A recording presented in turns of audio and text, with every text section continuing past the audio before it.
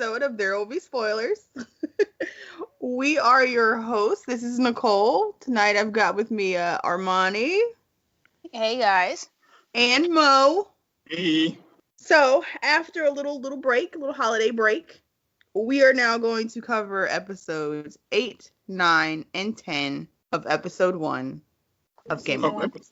Of episode 1? I mean, season 1, Jesus. That's a long-ass episode. Season 1. So, we're finally to the end of season 1. Okay, so, episode 8, the pointy end. We see the fall of Ned. Mm-hmm. This is really the beginning of the end. Yeah, rest in peace to the OG. That should just that's really the name of this episode. Rest in peace, Ned. Because this is just the end of it right here. It's like you said, it's really the beginning of the end because his death really started a whole lot of nonsense throughout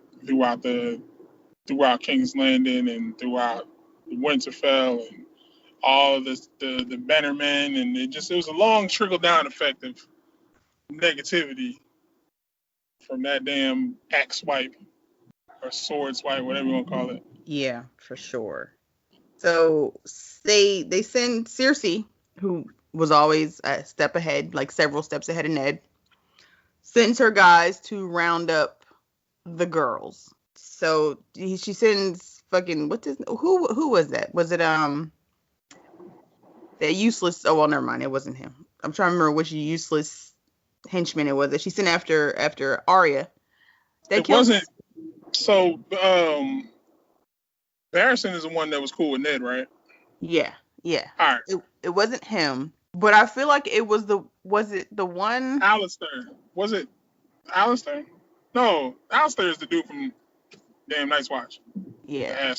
I'm trying to remember this dude's name. Cause he makes Arya's list later on. Yeah. Was it the? I'm trying to think. It wasn't Ilyn Payne. Yeah. It was Ilyn Payne. No, Ilyn Payne is the dude who actually swung the sword. Damn it! And this dude is like, he's like always lurking in the background, and he's just. The one that she ends up seeing later on. Yeah. Yeah, I don't know his name. Yeah. Important, but not important. Like, yeah, we know who you are, bro, but just know we don't fuck with you. Pretty much. So out here killing babies and shit. That's just crazy. Not to mention all the other nasty, fucking, filthy shit he did later. But anyway. Yes, we will get to that.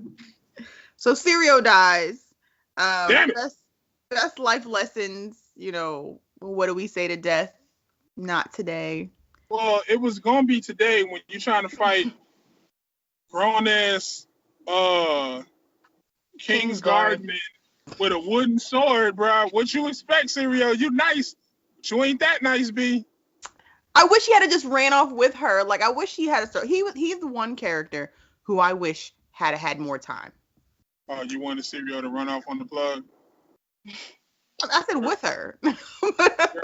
Saying with her, where were they gonna go? You act like people weren't gonna be on that end. I thought he could have took her to Bravos. You think he was about to get out of King's Landing in the middle of the uproar with a wooden sword? Nah, he wasn't going too far with that wooden sword. He couldn't make it out the room with the wooden sword. So you thought he was about to get out of King's Landing and across some seas?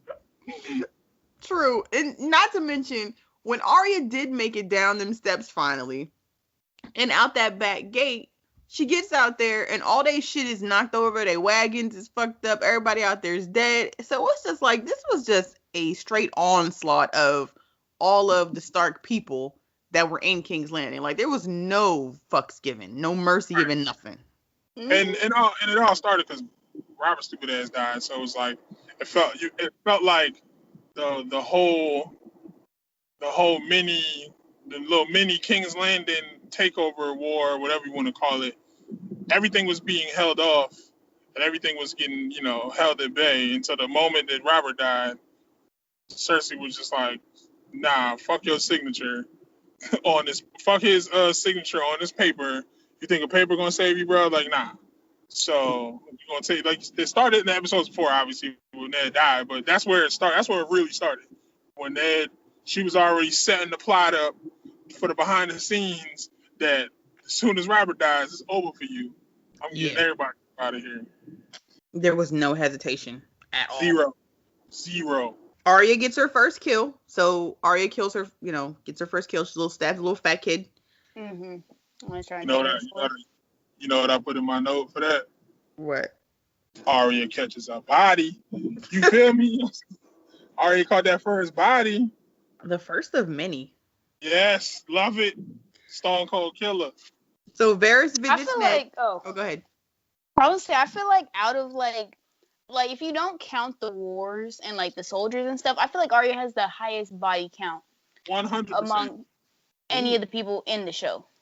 And a ruthless body count at that. You think some people is doing it for survival. Arya gets to the point to where like she's enjoying these killings. Yeah, like we really need to touch on that later. Like, yes, she's really enjoying this combat. She's enjoying the learning from a guy that we about to meet in a sec. And going back to the favorite character list, how the flying fudge did we forget about young Jaqen? Oh, Jaqen. Jaqen. Well, how do we not even think about putting that man on the list? Yo, a man was one of my favorite characters in this beat. Well, you know what? And this is why we have to keep it by season. Like, far, favorite characters so far. Because you're right, because we didn't even think about that because we're way on season 1. But he's damn sure, like... Yo. If I'm joining a club, it's that one. Appearances in the show was just mad spotty. You know what I'm saying? He'd be in one episode, then he might be in 2, then you might not see him, but like every time he comes in, it was like, yeah, there's a presence. Like this wasn't too many, characters on the show that like you really, really paid attention to when they were in the scene, and he was definitely one of them. Yeah, he kept you captivated. Everything with them, with the mini House of Black and White, is my favorite stuff. But yes. So Varys visits Ned. Ned think, hey, we still got a little ace in the hole because my wife has Tyrion, and then he learns, nah, Tyrion's free, homie. So you're shit out of luck, for real. The news that Ned's hostage makes it to Jon at the Wall. So news travels fairly quickly. These ravens are, doing their job. We talked about that. They're doing their job on certain episodes. Other episodes, it takes forever for the news to travel. Some episodes, it takes 32 seconds for everybody in the country to find out that somebody dying. Some episodes, it takes 32 seconds for people to get across the whole map. Yes. So horses ain't that fast. Ravens aren't that fast. Jesus. That's what I'm saying. We know Varys is a wizard, so I'm convinced. He's apparating around this bitch. Right. Sansa's out here caping for her dad. She's trying her best. That's all I have to say about Sansa. It's like this first season, I'd say up until about season 4, Sansa really just plays that docile role. And she's still trying to get with Joffrey. Man, I told y'all when we first started the podcast and going over these episodes, I said the number one thing that I disliked about rewatching this stuff is Joffrey is Joffrey. We know who his character is. We knew how he is. But just the rewatching of the legit dumbness and just.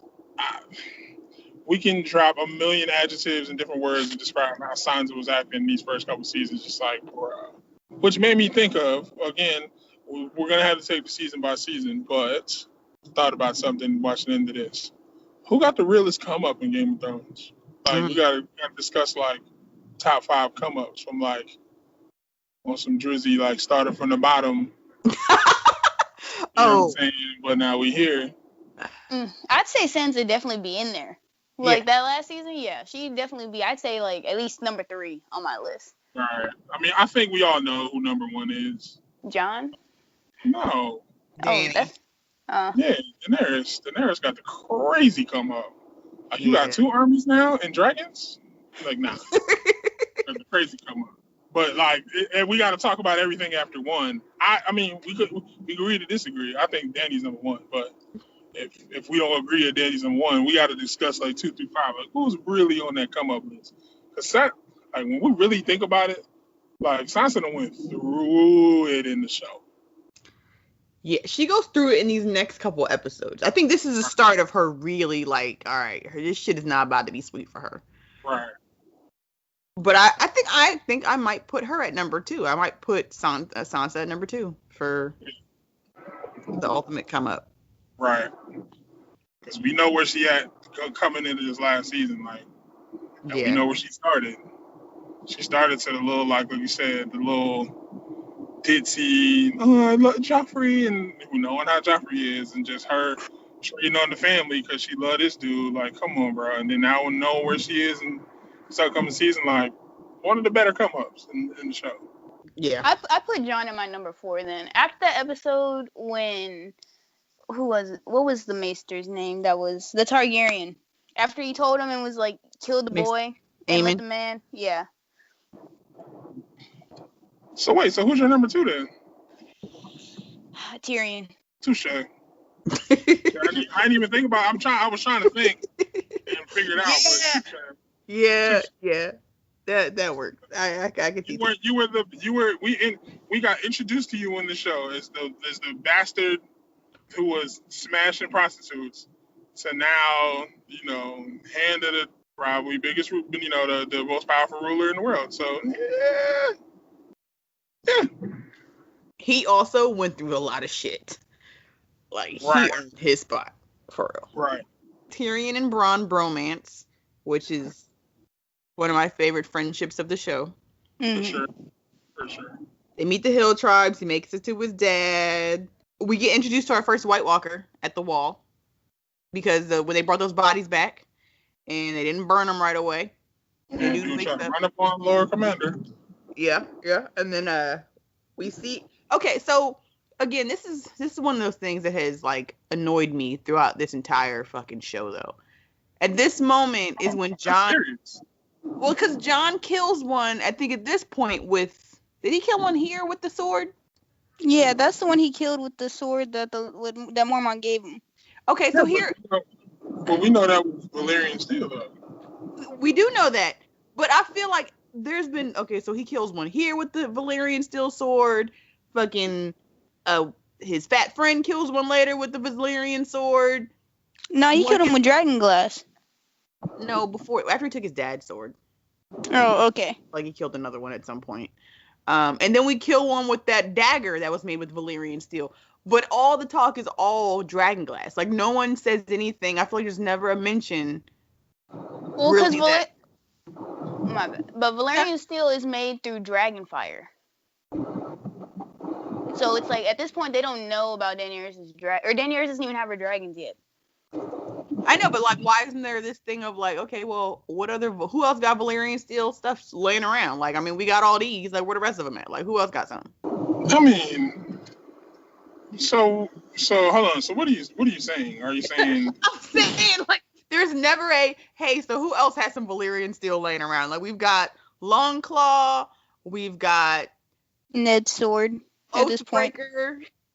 Yeah, where the fuck is Ned's sword at, too, at this point? Because it was melted down and given to Joffrey. And I think that sword was buried with Joffrey, or was it given to Tommen? And it was buried with Joffrey. That shit's gone, so we know what happened to that sword. All right, so my question then is, what would you... Did they still make... Like, me not paying attention to the show like that, how do you make Valyrian steel that... Like, were they really making Valyrian steel not... Like in the show like that throughout the seasons? I'm trying to remember. I think that no one was really making it anymore because, like Armani said, it was made with dragon fire, so you needed dragons to make Valyrian steel. But I would think in Valyria, there might be some more, like, where the dragons were at. So, I mean, but it was just never... It was never an option on the table. Like, it was never like, hey, let's send someone to see if there's any Valyrian steel. It was just, let's go get dragon glass. Right. That was just always my thinking. I'm a weirdo. I don't know. It seemed like after watching, season 7 that the dragon glass was easier to reproduce or mass produce. definitely get their hands on. I mean, they had it readily available. Right. So this is something that I noticed again this rewatch. So John grabbed that lantern, and when he grabbed that lantern to throw at the White Walker, he like winced in pain and then threw it. Anybody else catch that? Now Yeah, he burnt his hand. He burnt his hand. You know what though? That could be for the fact that he's not a pure Targaryen. Yeah. Like he's what's called? He's a Stark and a Targaryen. Yeah. So he ain't get that ability. All right, so that fire invincibility. Yeah. Yeah, he didn't roll that perk. Right. Only pure Targaryens get that perk. That sucks. Poor John. Shrug it off. Yeah. Well, I was gonna keep going. You know what this makes me? Oh. What this makes me think though is, okay, so what if a Targaryen becomes a White Walker? Can he still be burned? Yeah. That's you know that meme with the black dude who be tapping his forehead and shit? That's the one right there. I'm like, ew. Does that perk turn over to the White Walkers and hit you with the fire, and you look at them like, not today, player. Because it would be a thing if like the Night King is a Targaryen. Yo! Which I kind of wonder, because wasn't there a scene where he walked through those flames? They walked through flames on an episode. Yeah, he sure did walk through some flames. Put the flames down like that was gonna stop something. He looked at that boy and walked straight through them joints to launch that.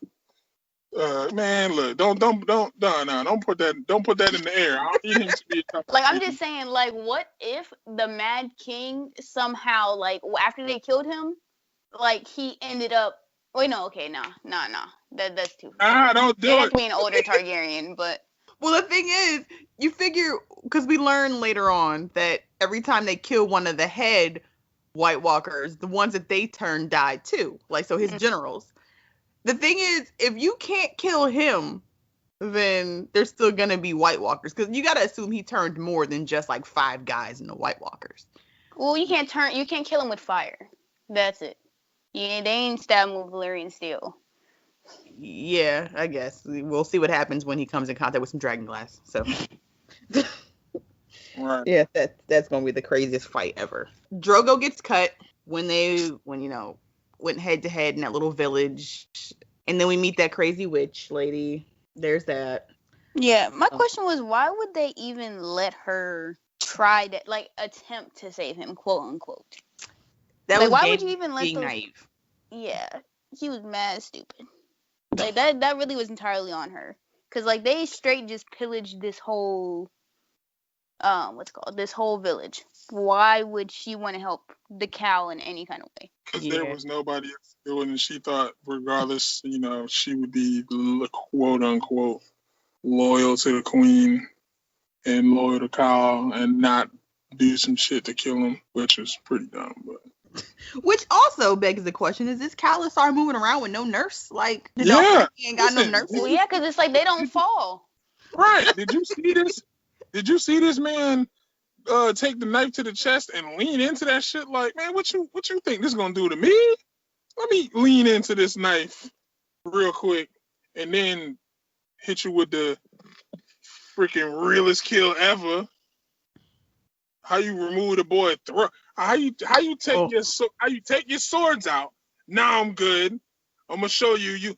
I ain't burying you with your ancestors. I'm gonna leave your body. I'm about to smoke you, bro. And then he smokes dude. You took his throat out and dropped it and went and sat down like your favorite TV show was coming on. Like nothing happened. That was Danny's first real glimpse at like real shit. Like, he's no joke. Well, you tried to check his wife. Like, I'm pretty sure that was probably a good night for them. Right. Like, he mad. He was trying to get his rape on. And Danny was like, no more. And he checked him. He checked her, and Carl was like, "Yeah, so watch your mouth." And then he kept going. So then Carl was like, "All right, I'm about to smoke you, bro. I tried to warn you, and it's about to be over for you." And it was over really quickly. Yeah, it was. Hey, anytime you go to like stab somebody, if I went and poked somebody with a knife, and he looks at me and then leans in to the stab, yo, it's over for me, bro. I'm gonna just go ahead and be like, "You got it, sir. I apologize." I'm accepting my L's right there. Yeah, like you win. I'm not. I wasn't expecting that. I thought you was gonna like say ow, fall, react. No, you getting stabbed and you lean into the sword. Oh, okay, cool. So quick side note: best way to end a fight or to get out of one is out crazy the crazy. Are you asking the question? No, that's a statement. I'm just saying. Oh yeah, no, 100%. He thought he was bugging out, and yeah, Carl said, "All right, I'm gonna show you crazy. Let me drop these swords. I'm gonna tell you all the ways that I'm gonna kill you and disrespect your body after I kill you." And then he killed the dude in like 13 seconds. Like, all right. So Rob and Catelyn also get the news that of Ned's current situation and are invited to come bend the knee. And they're like, yeah, nah. So it was the worst. How do I say this? It was the worst let out your anger and frustrations moment in the show. This boy was taking the sword to a super tree. Just upset. That was really like Cuba Gooding Jr. and Boys in the Hood when he was just swinging in the air. That's what it felt like. Yeah, it was. That was pretty juvenile. And you're the king of the North right now, and you in here, Cuba Gooding Jr. Like, yeah. Well, I guess that showed that like he still was technically like a kid. He wasn't even 18 yet at this point, was he? I think Rob was still only like 17, 16. Yes, that's what gets me about the show. You guys talked about it in other podcasts. Like I never really grasped the ages of these. Of how, to me, even to this day, of just knowing the show and knowing the characters, I still don't grasp how young and how old or not. You know what I'm saying? Like I don't understand the ages. So every time you guys saying age, you tell me what's up. It's new to me because, like you're saying now, I never knew. I'm thinking they're, some kind of older than 13 16. And 12. Yeah, 14, 16. Yeah, that's true. So I guess he was a child, so it makes sense. Rickon out here predicting the future, because when he was down in the underneath the castle where they had where all the tombs are, the crypt, when he was down in the crypt, and he said that he saw Ned. This was one of like the saddest kind of moments for me, and I'm just like, poor Rickon just never got the love that he deserved. His poor baby was abandoned. He's playing down in crypts with his shaggy dog, and he's seeing his dad's ghost. I feel like that should have just been. We should have got more. I wish we had got more out of that and just more with him. Like, what if Rickon is a Night King? You could knock it off. That would explain why he's so angry. Well, I guess it's not even possible because he did die. Never mind. We know where he went. I mean, at this point, I'm still betting on it being something that's Bran's fault. Like, I'm feeling like this whole war is going to be something Bran tried to go back and fix something and ended up messing it up. Like the whole Hodor thing. Because there's no way. Because, like, I understand that it's, like, for the sake, like, for that episode, that was a plot point, but that's not going to be something that they don't touch upon later on. Yeah. I think the whole thing is Bran's fault, too. If Bran is not the Night King in some way. True. I can't wait to see these explanations, because we got so many theories, and they better answer questions, because you ain't about to set this up 2 years and you leave us with cliffhangers. And, man, look, just know. Just be some Soprano shit. Yeah, listen here. I'm not even gonna say it. Just know, if mother effing Game of Thrones ends like The Sopranos, hey. Write a strongly worded email. Oh, ain't no strongly worded letter. Next time I'm in Cali, I'm running up on the studios. Banging at the door, bam, bam, bam, bam. Hey, Who directed that last episode? Let me speak to your. Is this your king? You speak to your king. On that note, even though like tomorrow is like the last day of the year, we still need to. Well, you know, at this point, I feel we're obviously not going to do a year-end podcast. We're gonna have to start 2019 with a 2018 recap podcast. Just throwing that out there. Oh, Okay, that's fair. That works. yeah. Cause Say it again. I missed that last word. so we still need to do we were supposed to do a year-end podcast of a regular episode. But being that tomorrow is the end of the year, essentially, we're just gonna have to start 2019 with a like best of and just 2018 recap, is what I'm thinking now, of all the other nerd shit that happened. There's a lot of nerd shit to cover. Tyrion makes it to his dad's camp. Where the fuck were they at? They weren't at Casterly Rock. No. It was just like they were on the King's Road still.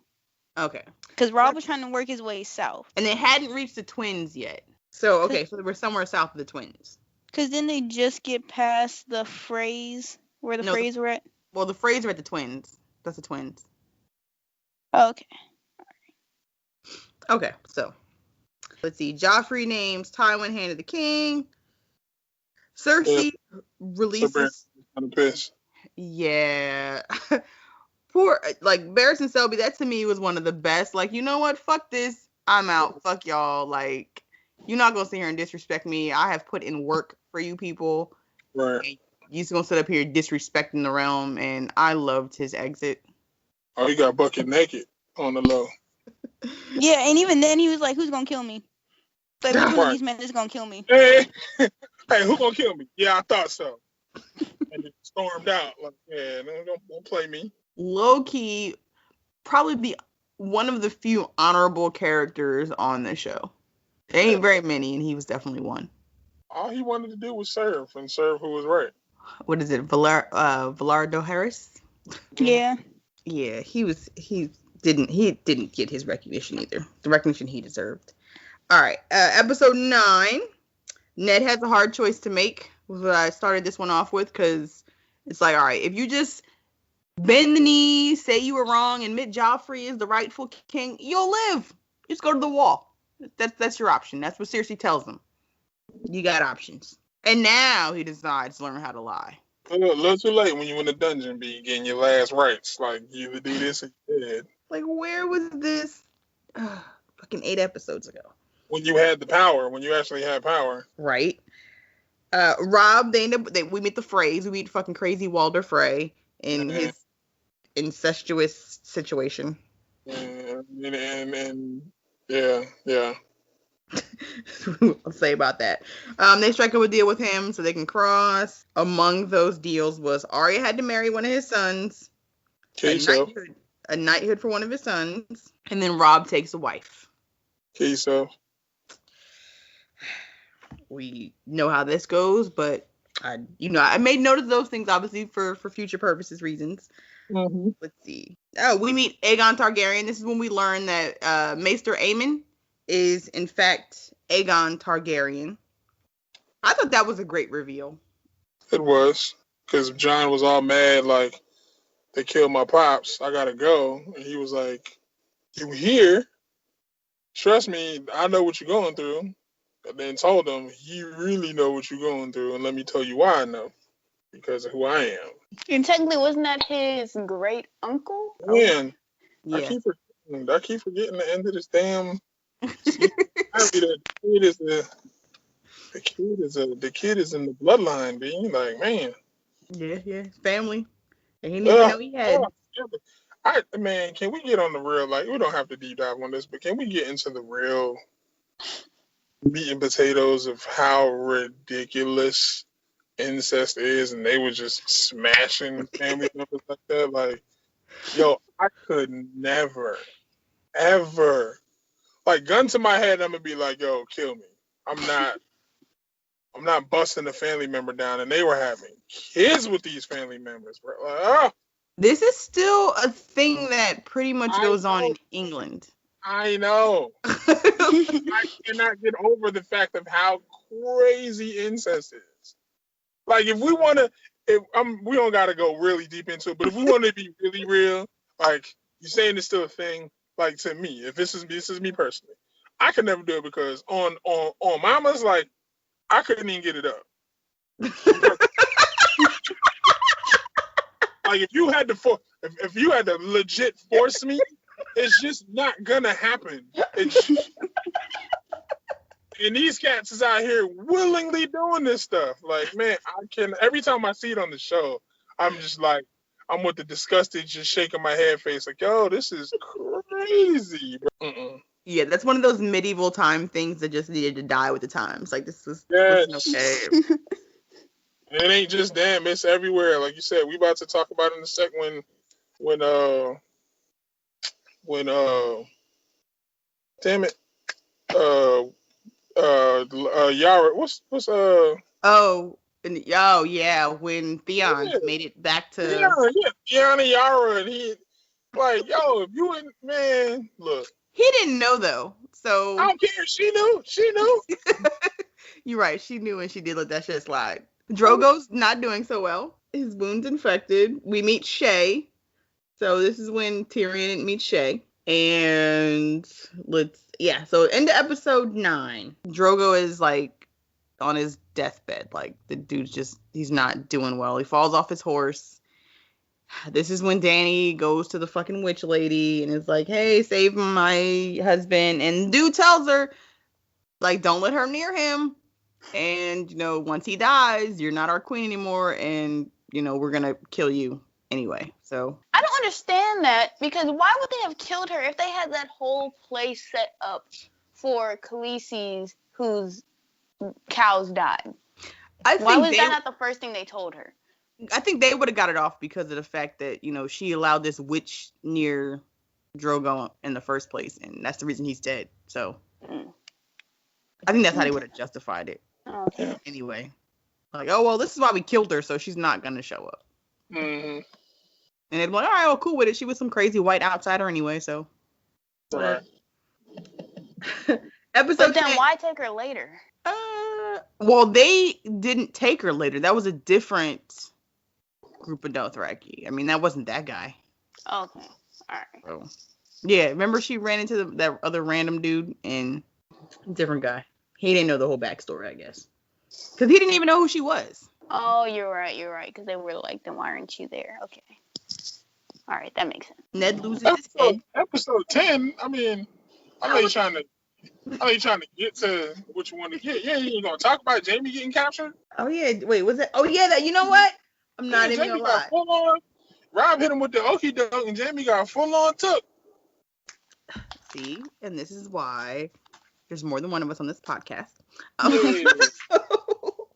Okay, so Rob is becoming like a really good planner, warman. I don't know what the right term for that. Strategizer.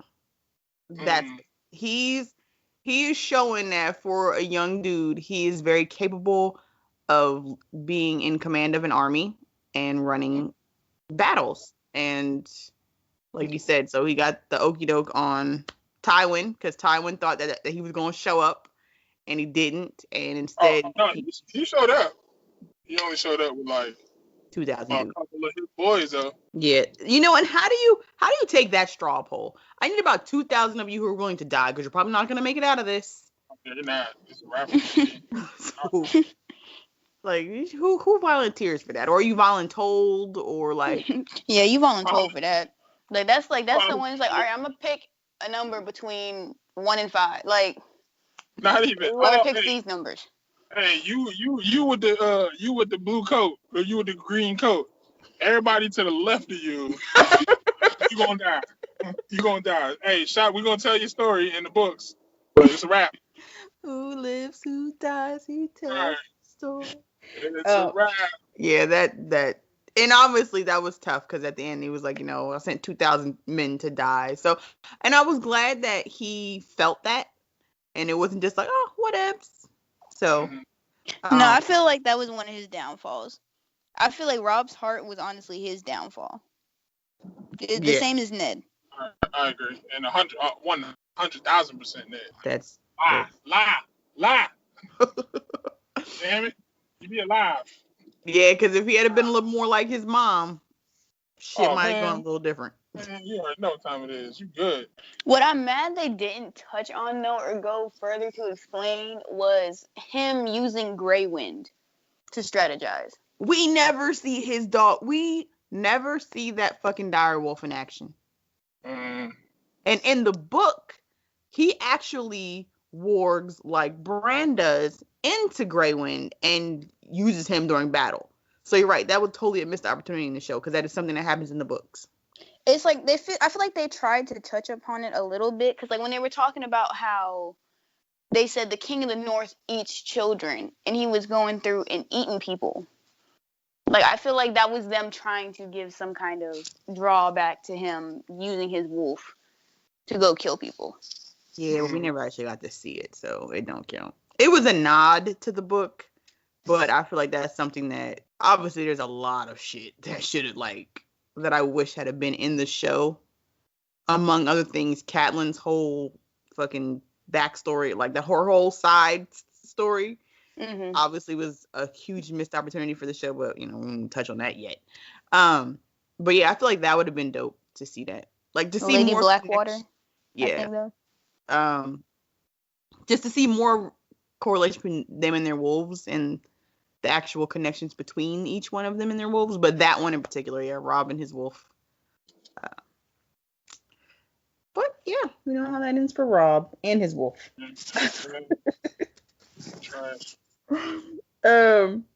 So Catelyn's got Jaime now, the more useful brother.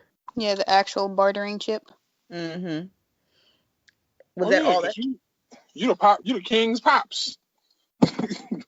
That nobody knows. Well, some people rumoring about it. Everybody with their little, they out there kikiing with their little whispers and stuff about it, but ain't nobody really talking about it. Yeah. That's the king's pops. And actually, no, that happened in episode 10. So, okay. So episode 10 now. Now Ned's dead. Ned is dead. Joffrey. Okay, so in that moment, it was clear. Actually, it wasn't really clear the first time I watched it because I thought maybe it was an affront. But then going back and rewatching, you realize no, it wasn't really a front. But Cersei was really trying to stop him. Like she was like, "Whoa, this was not what we agreed on." So this is the first time we really see Joffrey's not controllable. Like he's gonna do what the fuck his crazy little ass wants to do. Yep. Yeah, that's their own fault. They hyped his head up and was like you see it in the earlier episodes when they came back after he got bitten by that wolf, and she's like, you're the king. You do what you want to do. Like no one else can tell you any otherwise. Yeah, that's true. So we see his get that first sight of that, and so Sansa's clearly a prisoner at this point. So that scene where Joffrey's like, let's take a walk. Like, first off, this poor girl's face, her eyes are that makeup that they use to just make her eyes look so swollen and red, like she's clearly been crying nonstop because her dad just got murked. In front of her too.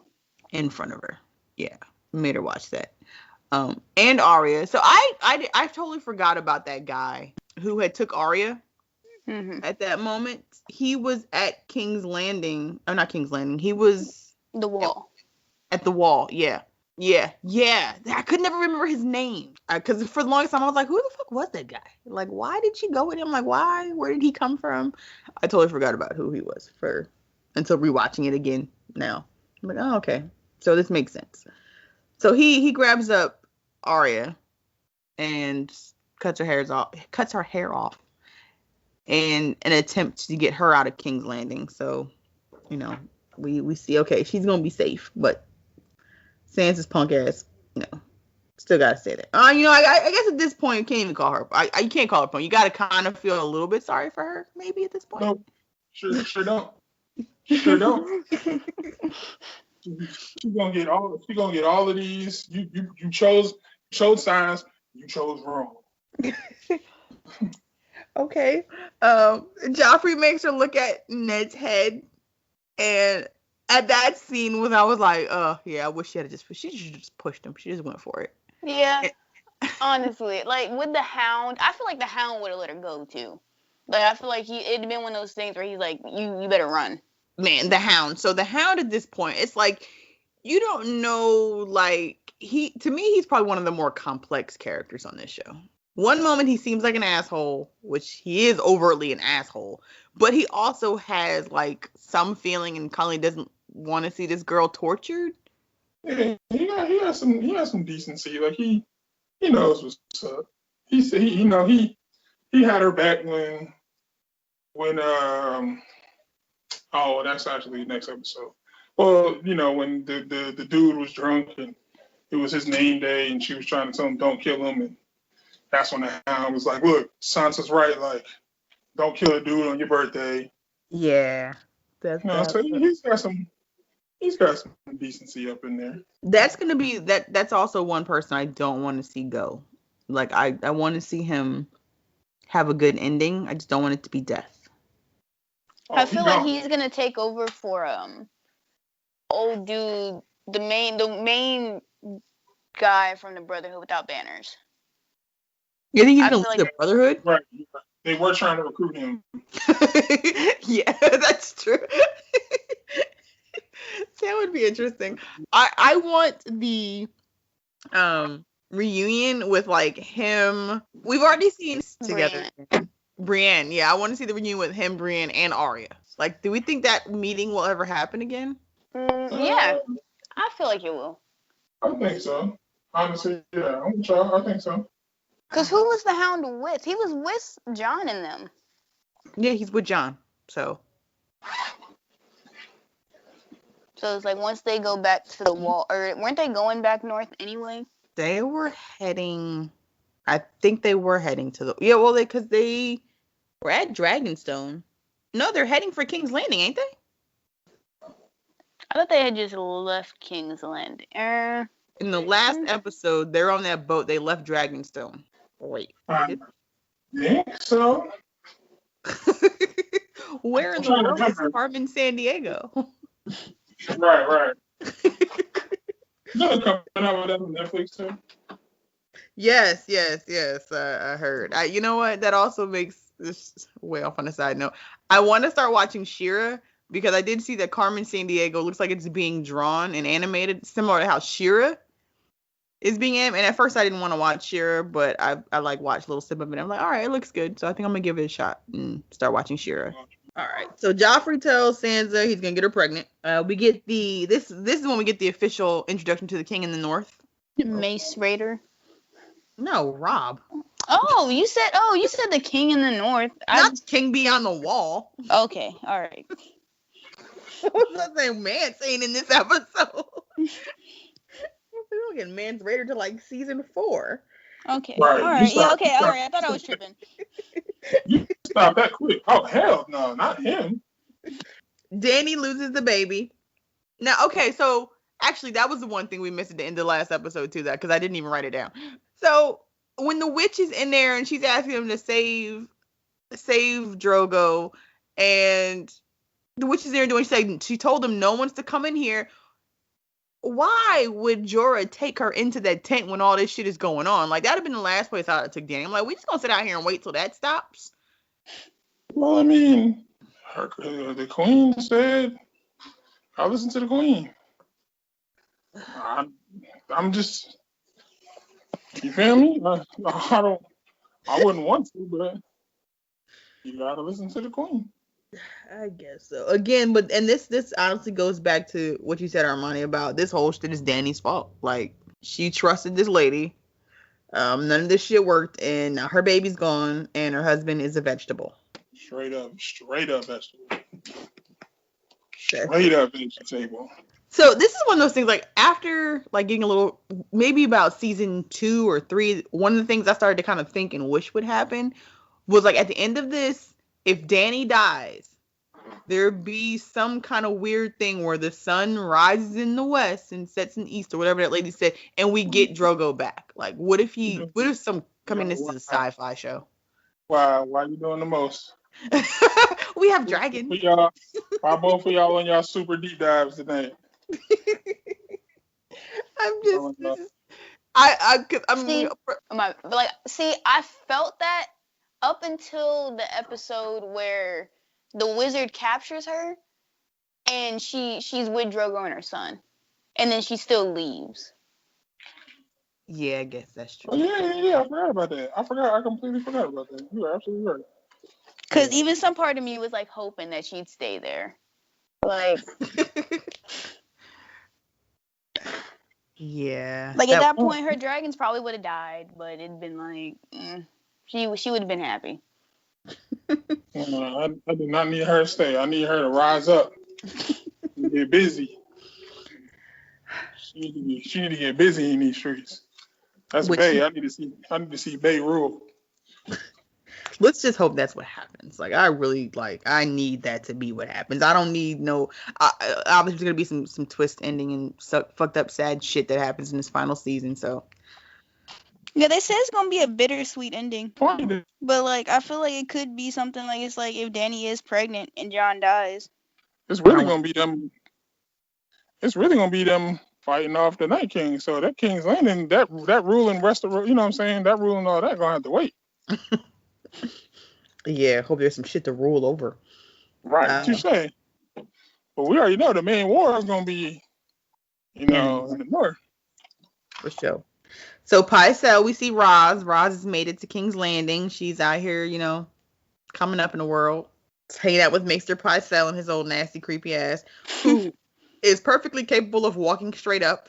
I love that scene where he's like stretching and shit, and then like stands, like he's like standing up fine, and then like puts on all this stuff and like goes to walk out the door and like hunches over, and like so it's clear this dude is not as weak as everyone likes to think he is. Oh, it was the full start walk. That boy did the whole like like remember Martin in Blue Streak when he was the pizza delivery man? Yeah. Well, yeah, he did the little pizza delivery man stretch, and then he just strutted off like, all right, well, let me go about my day now.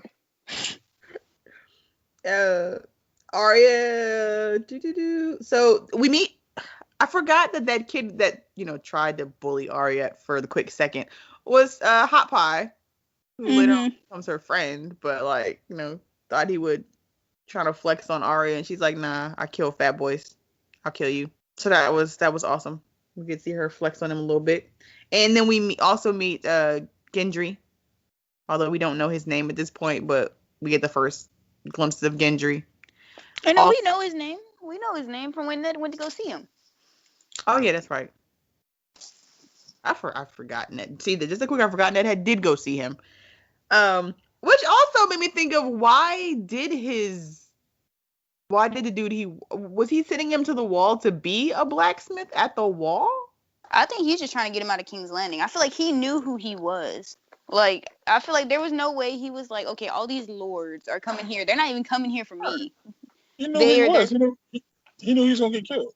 He knew when they found out his true identity, which is exactly what happened, which is exactly why they were sending everybody through the city to start making random movies. He already knew that he was gonna get killed. So please get him up out of here. So they start their journey to the wall. John, who wants to go help Robb, is once again told, nah, we need you to stay here because we got this shit going on. So we're heading beyond the wall. So this is when Mormont tells them they're going beyond the wall to figure out what the fuck is going on. Because these wildlings and the Nightwalkers are our own issue. Dany. This, to me, so far might be one of the best season finales endings. What? The season finale endings to me. This. You talking about like the last scene? The last scene. Oh like, yeah. Well, yes. What? She had to murk her man, her boo, her son in the south and the north and the rising, all of that nonsense. Her son. But like y'all. She knew what time it was because we already seen some low key foreshadowing in her realizing her power when the girl burnt her hands and then he looked at her hands and she realized she was unburnt and just parts to where she knew, let me try this one time. Yeah, this was a hell of a gamble. Oh yeah, touche. You gambling with your life. Like, if you fail, it's over for you. Do we think that she was like low key playing with fire behind the scenes, like when no one was looking? Oh, you talking about like on the set? No, No, I'm saying like when no one was around, was like Daenerys, like, let me see if I just burn my hand a little bit. Yeah, right. Because I don't think just walk up like I'm just gonna walk into a whole damn bonfire. Yeah, I'm gonna just, I'm gonna light my husband on fire, and then I'm gonna go ahead and lay down next to that nigga. I want to see him off properly. What? Like she knew she was gonna make it. And then not only did you make it, you got 3 little homies with you now. Those dragons were the cutest things ever. Oh, say that one more time. Say exactly what you just said one more time. Those dragons were the cutest thing ever. You said dragons and cute in the same sentence. They were adorable. Oh, look at the little baby murderers. Fire breathers. Where can I get one? Right, so cute. Meanwhile, that shit's gonna be the size of the damn Empire State Building In a few years. That shit went from a teacup Yorkie to the Empire State Building in 2 years. Like, what? Oh yeah, for real. You talking about like growth? Exactly. Those things, man. You thought the divorce was fast? Yeah, okay. Which actually leads me to the other question: where the fuck is Ghost now? Yeah, like current timeline. Current timeline. Where is he at the end of the season? At the end of season, what the fuck season we on? 7? Yeah, he's probably just at the wall. Like John just left that dog. Uh-huh. He was he low key the Lord Commander of the wall.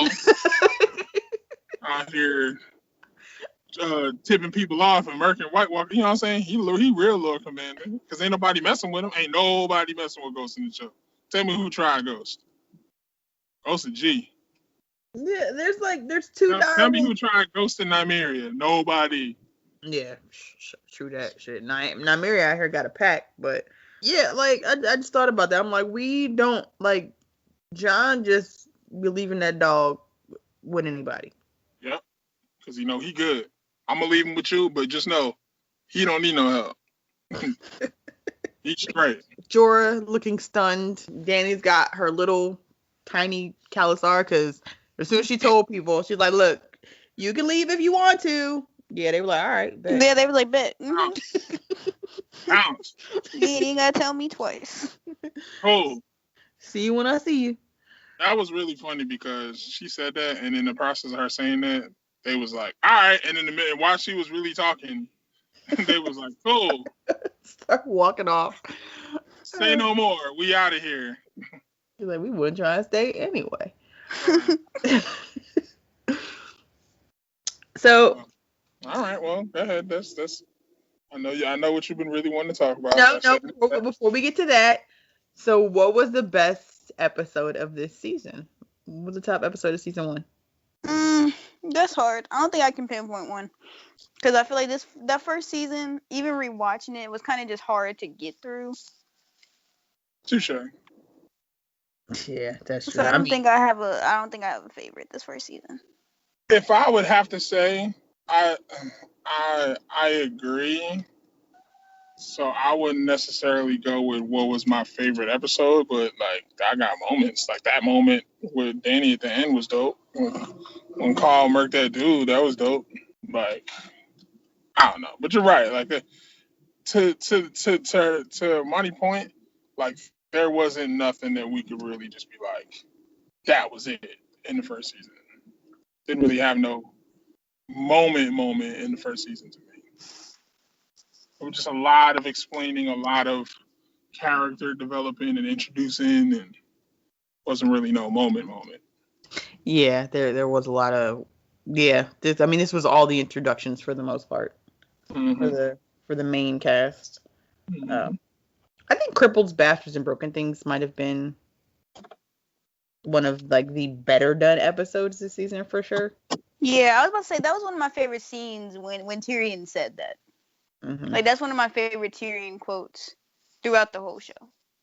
Yeah, and that was a Tyrion-filled episode, and I think those are like, I think even now those are still some of my favorite episodes. Are like the Tyrion ones. Like he's obviously in my top 5. So, like he yeah. All right. So next episode we're gonna cover season 2, episodes 1, 2, and 3. Mhm. That sound right? Sounds like a plan. All right.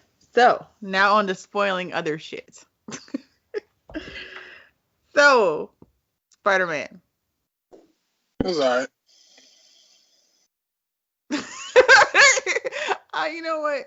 You be out here trolling. Yeah, setting it up like the greatest movie ever. Like it was great. But What?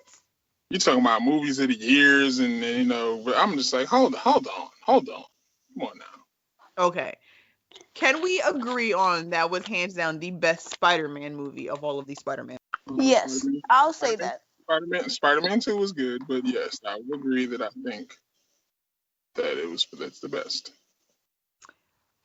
All of the detail that went into this movie, like from the chance posters on the wall, I feel like that. Yeah, I would say I feel like it had the best soundtrack. One of the, I'd say it could battle the Black Panther soundtrack. Stop. I feel it might be a little bit better than the Black Panther soundtrack. Yeah, man. All right. Let's be real. The Black Panther soundtrack was a TDE compilation album. If the Avengers soundtrack was a Rock Nation compilation album, would you be mad if it's like Jay-Z on tracks? So, you know what I'm saying? Like, oh. No, what I'm just saying, like, okay, now obviously these are the best 2 soundtracks because we don't get soundtracks made for movies anymore. So it's very probably easy to pull, like, you know, obviously when they're the 2 best albums of the year, best soundtracks in a long time. We haven't got solid soundtracks in a long time. So we talking about soundtracks. Which one? Huh? We talking about soundtracks. What's your deep dives? Go ahead. Talking about soundtracks. It was fire. You got Jaden and Shamik and them on tracks. Like these are talented brothers. And all you know, we got you.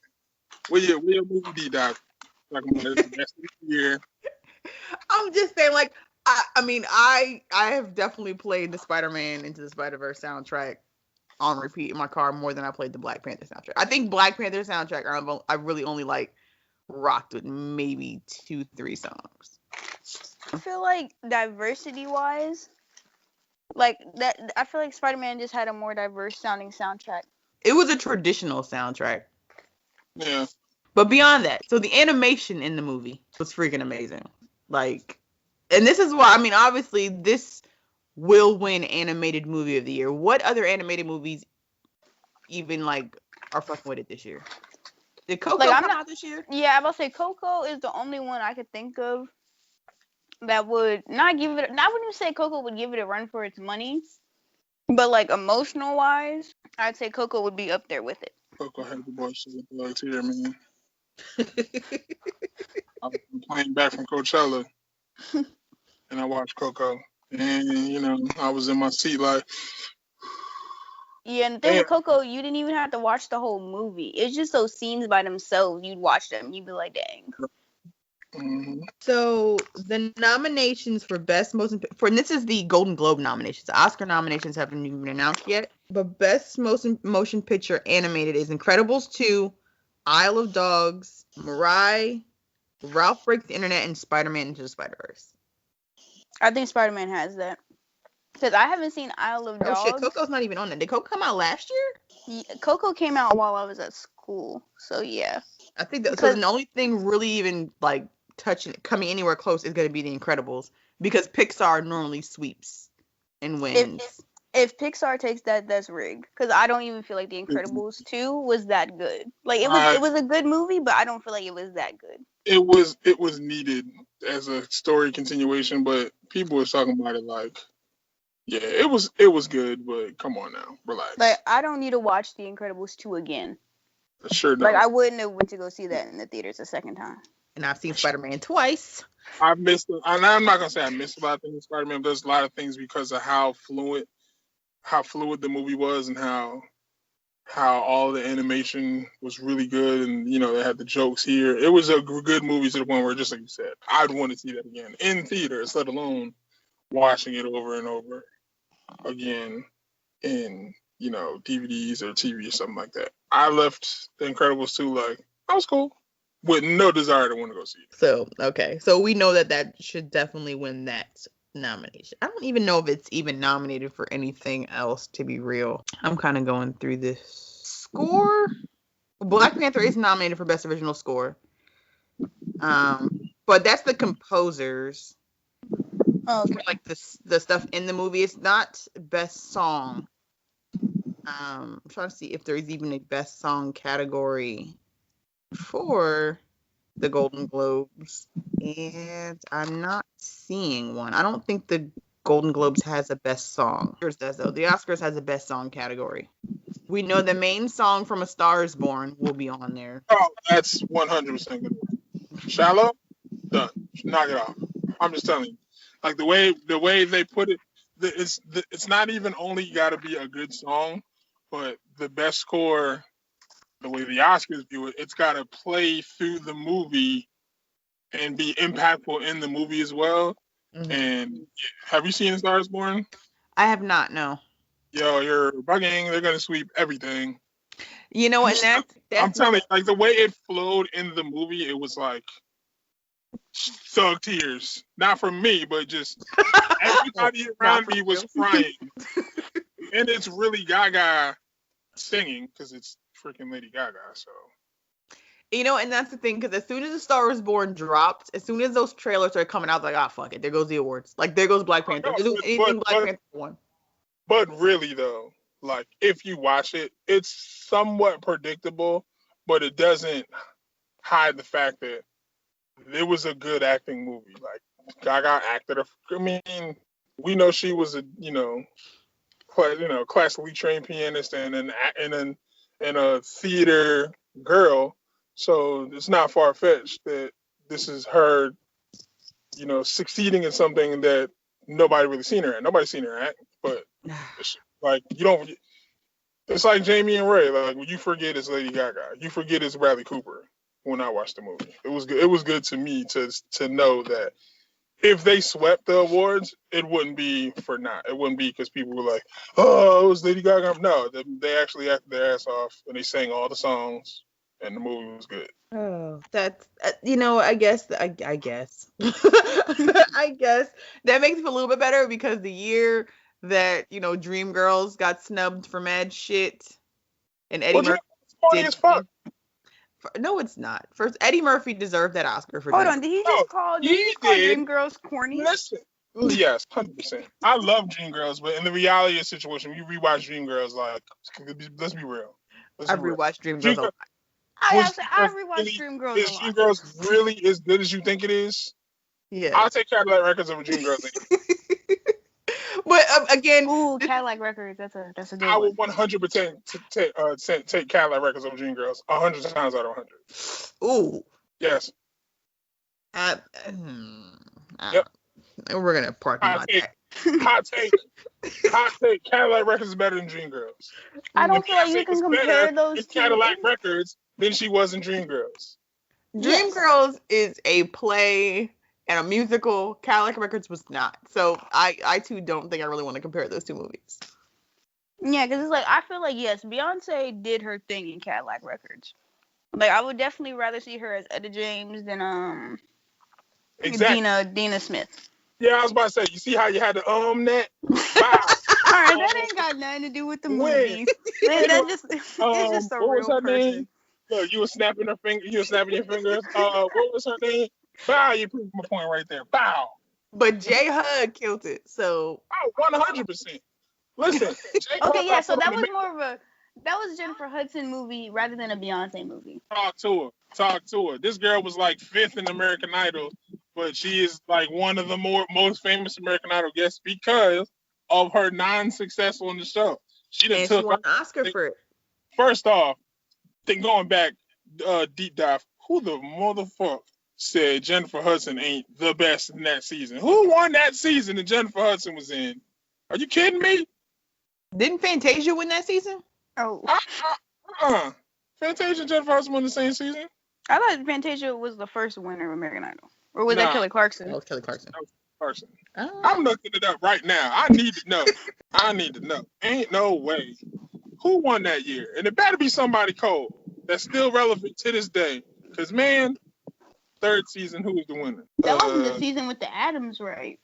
Let me see. Hold on. The third season, that was Fantasia won that season. Y'all was right. It was Fantasia. All right. You don't want me, then don't talk to me. Then don't talk to me. Go ahead and free yourself. Y'all ain't hit the You gotta get in there. You gotta get that throat in there. You gotta get that. That's what you gotta do when you sing Fantasia. Ain't get high. You don't want me, then don't talk to me. That's how it's supposed to be. But so we've gone like way the hell off of Spider-Man. But she was like, Jennifer Hudson was like 7th, bro. I'm looking at it right now. She was 7th place. Ain't no way. I'm looking at these names: Diana DeGarmo, Jasmine Trias, Latoya London, George Huff, John Stevens. Who in the motherfucker are y'all? Got Jennifer Hudson in here at 7th. Man, if you don't get your ass, it should have been 1-2. They couldn't put 2 black people in the top 2. Yeah, I said it. I said it on the podcast. I said it. I was about to say that too. This was also still when it was kind of a colorism thing. Mm-hmm. It was like, who was the more appealing black person? Who is the more easily marketable black person? And you know what? And I think that's why American Idol ended up failing, because they said that on the show. They were like, it's not just about your singing, it's also the look. Like, we have to be able to market you. The dumbest thing I ever heard of in my life. I don't even know who the hell Deanna DeGarmo is. Who are you? Jane out here winning Oscars. That's the show. Jennifer Hudson getting smoked by her. Man, if you don't, and a year and a half later, she and Dreamgirls smoking it. Man, this just got me angry. Fox. What was the best comic book movie done this year? Infinity Wars? What question is that? I mean, I was just seeing what y'all thought, but I don't know if I agree. I don't know. You really have young Black Panther like that? You think? No, Spider-Man. Because honestly, okay. Hey, good people of the podcast, y'all be well. I cannot deal with this woman. Okay, best origin story. Okay, that's narrowing it down. Yes, far. There were no specific. I can't deal with best origin story with a person of color based in New York. And he's a teenager struggling with his puberty, with his voice. That's not what I said. Sounds like it. That's what it sounds like. Best coming of age superhero origin story. Superhero mixed blended family with a Puerto Rican mom and a black dad, and a pig is another Spider-Man. Porky's little cousin. All right, truly, like, Spider-Man was my shit, but whatever. Spider-Man is my favorite superhero. I'd say it was definitely a really good movie. Like, it was up there. Watch this. Spider-Man is a really good movie that we already know they set up for other movies that is 100% coming out with a sequel. What sequel you ready to see more? Spider-Man 2 or Endgame? I'm just not ready for Endgame. I mean, either, because I know it's over. We have to be 22. It's like 22 movies deep, and it's coming to an end. I don't care about the second Spider-Man. Like, I do, but I don't care. Eventually, we're going to get Guardians of the Galaxy 3 whenever they figure that shit out behind the scenes with the director. We're going to get Black Panther 2 one of these days. I don't care after Endgame. I'm not ready. I'm not ready to say bye to Captain America. Man. I'm not ready to say bye to a lot of people, because there's going to be mad people and they coming back. Yeah, that's true. I love Robert Downey Jr. as Iron Man. Like, I can't see nobody else playing him as Iron Man. He gone. Cap gone. Like, and we know the long laundry list is coming. Yeah, I would agree. You're right. Maybe Infinity War, clearly. Y'all gonna cry. Oh, y'all gonna cry in the car. If we were shocked in the car, if we were shocked in the car after the first one, even though we kind of had an inkling of what was going to happen, we were shocked in the car in the first one. Yeah, people gonna cry in the car in this. Oh, I was crying in the movie theater. Like, oh, they're gonna make yeah. it dramatic. It's gonna be so dramatic. As dramatic as some of these deaths were, as dramatic as Gamora was, and as dramatic as Spider-Man was the worst. I don't feel so. What, man? We talking about the end of people who've been in this universe for like 8, 9, 10, 11 movies. Oh man, it's about to be some super dramatic deaths. yeah. I'm coming in there with the dry eyes. I'm listening. I'm gonna dry my eyes out. I'm gonna wear my contacts in my eyes for like 4 days before I see Avengers. You ain't gonna have me in the theater shedding the thug tear. No. Yeah, you gonna cry. Have you watched the trailer or no? Of what? No, no. Well, I told you. I'm not doing it. I'm not watching to see it make you change your mind.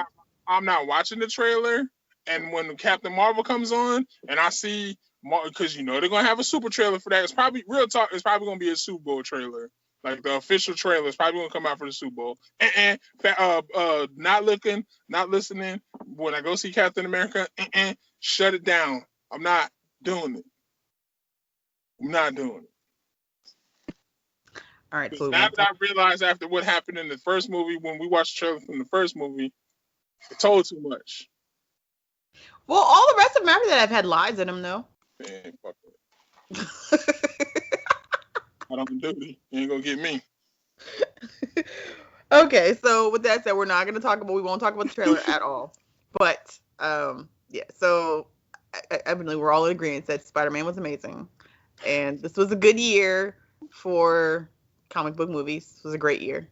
As sad as I am about everything that's gonna happen in Endgame, I honestly am kind of ready if it's gonna be done right, because I would like to see either like the Young Avengers or like we don't know what they're gonna do with X-Men, so we don't know what's gonna happen with that. We already know that's gonna be the next deal. But are we gonna see them together? I mean, we're getting teased with the multiverse now, and that's been my theory. We're getting Dark Phoenix. They're gonna put everything into Dark Phoenix, and they're gonna take Dark Phoenix and say, with this success, we're gonna market the rest of these young X-Men. Because we've been doing this. What's this? How many? When was the first Iron Man? Was it 2010? Was it 2010? Trying to think. It was early on. I honestly want to say it was like 2008 or 9. You think Dark Phoenix is gonna be a success though? Yeah, I mean, it's I feel like Dark Phoenix is gonna be one of those movies. 2008. So we've been doing this for 10 years, 11 years. When we're getting at least 2 movies a year. So I'm with you. It'd be dope if it's over and it's good, but they can't wait to find the next cash cow. And I think whether the movie's good or not, just because it's a sequel to what was the last one, Futures Past. And really trying to market Sophie Turner. I don't want any of these X-Men kids in in the MCU. I'm gonna be real. I don't want none of it. Throw the whole damn thing in the trash and recast the grown-up X-Men. You don't like the new X-Men? I feel like they don't have the tone to go with it doesn't match Marvel. Yeah, this one is about to be it. Listen, we know Marvel movies, man. Depending on what you're trying to watch, there's going to be some lighthearted humor. There's going to be some deaths, some sad deaths. Oh, it's coming. Dark Phoenix, she about to be murking. She going to be killing cats. There's going to be some sad deaths. There's going to be some moments. There's going to be some characters rising up like it always happens. I think this is going to be the movie to launch the future of Marvel's next move into what we're going to go movie-wise. I think this is their Marvel quote-unquote big movie Marvel debut, which we know it's not a debut because it's like the third movie of the reboot. But this is the movie to kind of set them off, because we know phase 3 is kind of coming to an end at the MCU. So now they're going to try to take this X-Men into something. I'm telling you, man, they put the trailer out months ago, and we know this movie's not coming out until May. That's why they moved it up. The Avengers coming out first week of May. This comes out June 7th for Dark Phoenix. They're trying to get. I never thought of it like that, and I think you're right. Maybe I need to be. They're gonna let Avengers have its time to breathe. Get this good month and a half of breaking all these records, as we already know is gonna happen, and let it breathe a little bit. And they're gonna have it top of the June. We're trying to lead off the summertime with this, and I think this is them trying to say this is what we need to lead into the next one with. And there's supposed to be more movies after this. It's not just, this movie. Like, obviously, it's going to be it's probably going to be a sequel to the Phoenix, and then that's when they're going to start pushing other movies in. We shall see. You're right, though. They're integrated. Right. They already said they're going to integrate it with, they're going to integrate the MCU with these. So I'm with you. It'll be interesting to see what they do, but I think this is what they're trying to do. And if they do it right, it could be just as lucrative as, the MCU that it is now with, all the superheroes, like all these, because there's too many to name with the X-Men. We already know what time it is. I just need a good storm. Did y'all like Apocalypse? It was watchable. I thought it was an okay movie. I just hate the way they keep portraying Storm. Like, that's just my biggest thing. Yeah. It's been just piss poor casting, piss poor writing. I mean, I don't think that they've written good female heroes, period. Like that whole franchise, like the treatment of women in that X-Men franchise has just been garbage. Like the whole thing with what's her name, the pink one that was just standing there. She had like two poses. Psylocke, yeah, there we go. Psylocke, the most underused.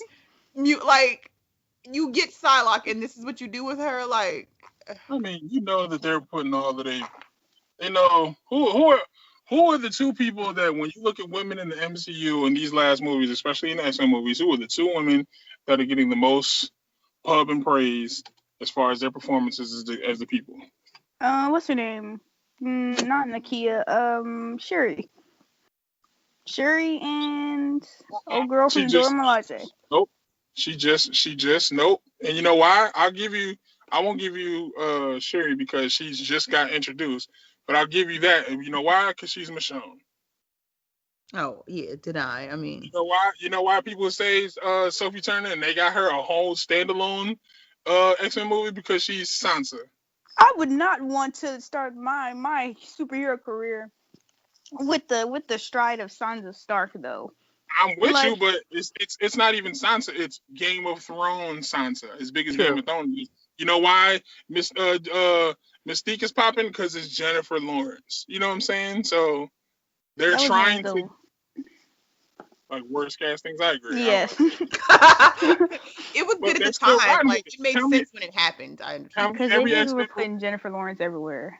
Right. Tell me every X-Men movie you've seen, she one of the major characters. Yeah. That made sense. I mean, it made sense when, the Mockingjay thing was going on. Right. Exactly. We talking about Hunger Games Jennifer Lawrence. So we can market her. Well, just look. You know how I know? Just look at the movie poster. Whenever you look at a teaser, or the main movie poster of a movie, just look at the movie poster and see what they're trying to market. Trying to market big stars. Yeah, and I think that's where... Well, we know where Fox failed. They just failed. But you're right. Now that it's back where it needs to be, they can fix it. So, right. If anybody can fix it, Kevin Feige can. Yep. I think that's a podcast. That is a podcast. Thanks for joining us. Tune in whenever that next one drops. sometime next week. Everybody. And all that good stuff, because we ain't going to see it. Yeah, Happy New Year. We're going to get on the podcast and be like, man, I haven't, the corny jokes. I haven't seen you guys since last year. Hard. You know how people do that with corny jokes. When I went to work today, I was like, this is the last day I work in the year 2018. Right. I sure enough was telling that corny ass thing to several people. I'm gonna lie.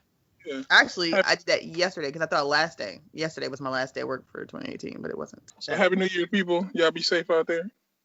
Yes, and ending 2018 on a positive note. Just continue to take care of yourselves and be good to each other. Hey.